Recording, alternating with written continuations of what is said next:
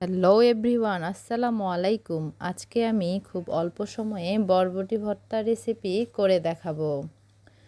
আমি কিছু বরবটি ছোট করে কেটে ভালোভাবে ধুয়ে নিয়েছি।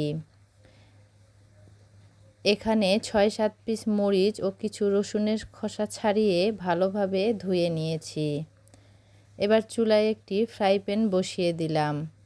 তাতে অল্প কিছু পরিমাণ সরিষার তেল দিয়ে দিলাম। আপনারা চাইলে সয়াবিন তেলও দিতে পারেন। এবার তেলটা গরম হয়ে গেলে তাতে ধুয়ে রাখা বরবটিগুলো ভাজতে দিয়ে দিব।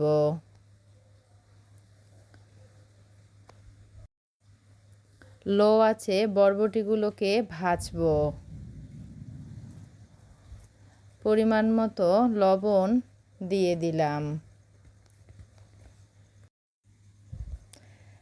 ঢাকনা দিয়ে দিব। ঢাকনা দিয়ে ভাজলে বরবটিগুলো খুব তাড়াতাড়ি সিদ্ধ হয়ে যাবে। ঢাকনা তুলে আবার নেড়ে দিব। 10 মিনিট বরবটিগুলো ভাজার পর তাতে ধুয়ে রাখা রসুন ও মরিচগুলো ভাজতে দিয়ে দিব। সবগুলো উপকরণ ভালোভাবে লো আঁচে ভাজতে থাকব।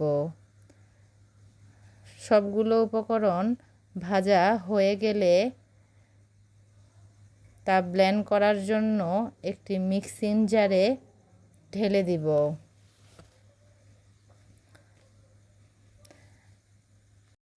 ব্লেন্ড করার পর দেখতেই পাচ্ছেন আমার সব উপকরণ ভালোভাবে ব্লেন্ড হয়ে গিয়েছে।